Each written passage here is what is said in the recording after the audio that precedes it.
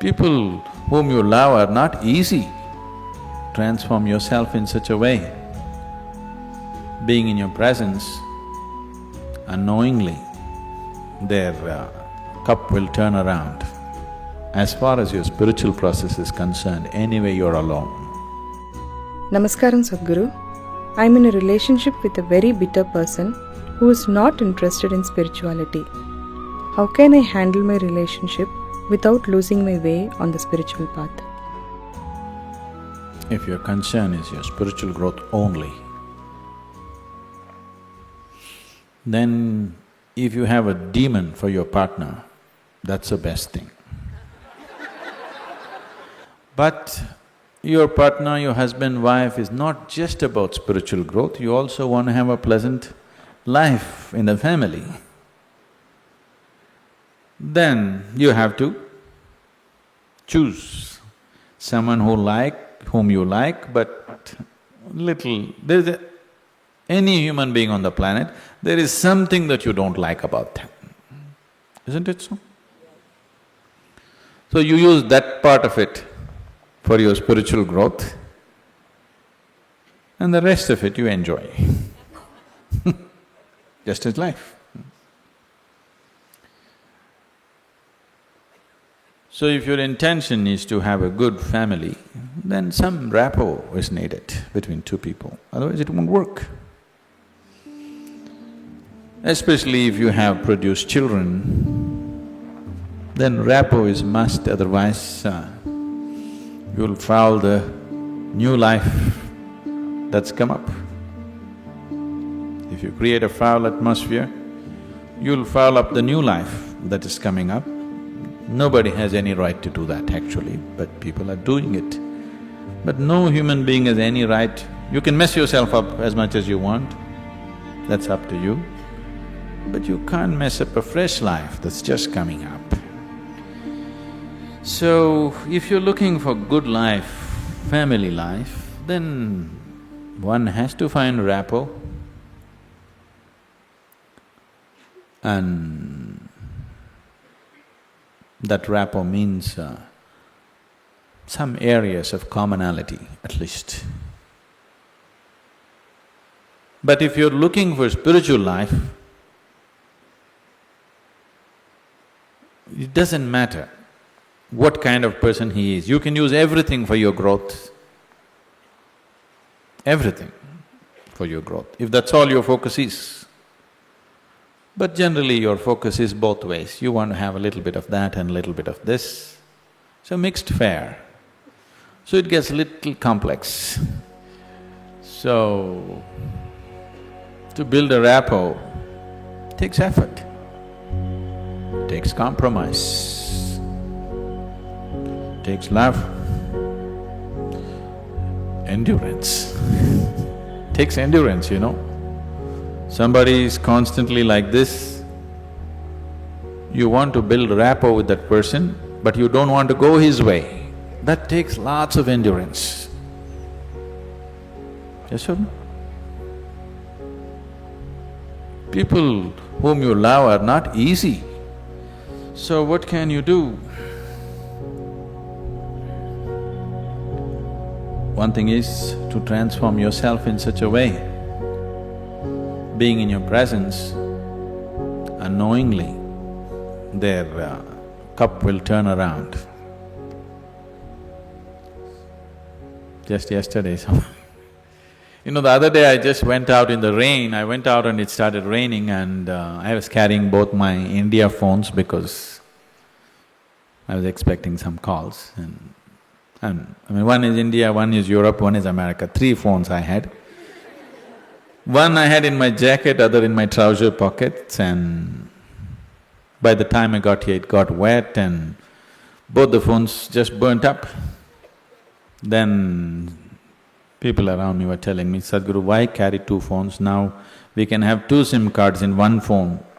If you hold it like this, you can speak on the India SIM card. If you turn it around, it just shifts into the other SIM card. You don't have to switch anything, just this way it handles one SIM card. If you turn it around, it handles another SIM card. You have to become like this. I was very suspicious of this phone, I didn't get it, but but you must become like this.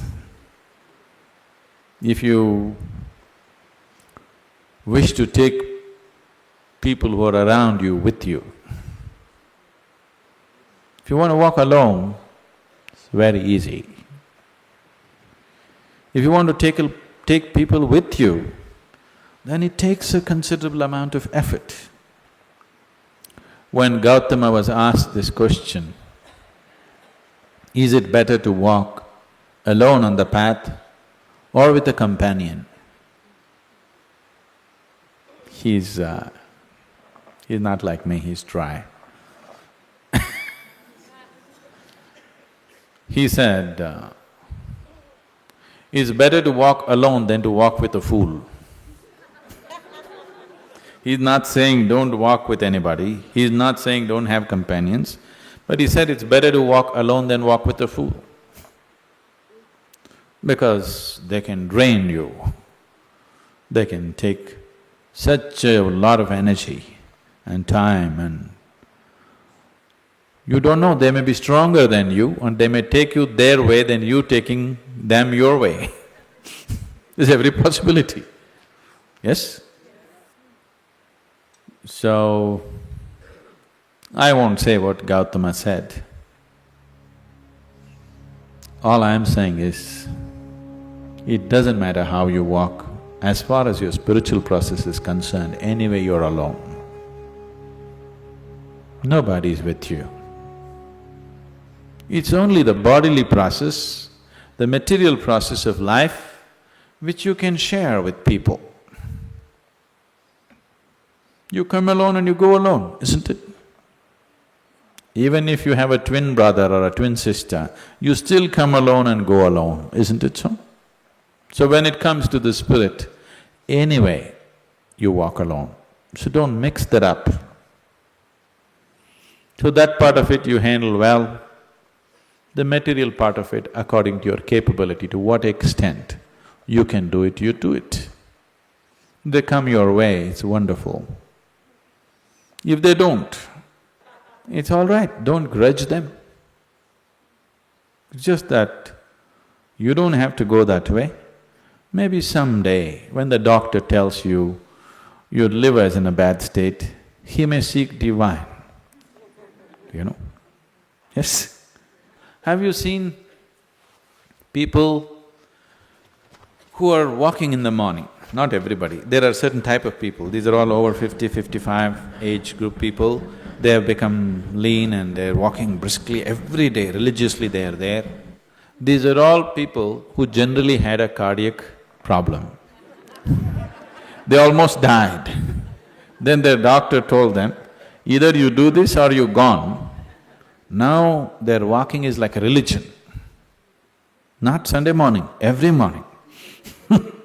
Have you seen those people? Suddenly they transform, they eat properly, they do everything properly because the fear of life and death has come. So different people need different kinds of impetus. If you're sensible, you learn by just looking. If you're not sensible, you learn by thrashing. Life will thrash you. The material part of your life is never 100% proper, it never can be, isn't it so? Is there any family which is a perfect family? Is there any relationship which is a perfect relationship? Is there any business which is a perfect business? Is there any career which is a perfect career? There is no such thing, don't seek that. Your life will become wasteful and fanciful if you seek such things. They all happen to the extent you're capable of handling them, that's all. So, you make sure the spiritual part of your life, you handle it 100% properly.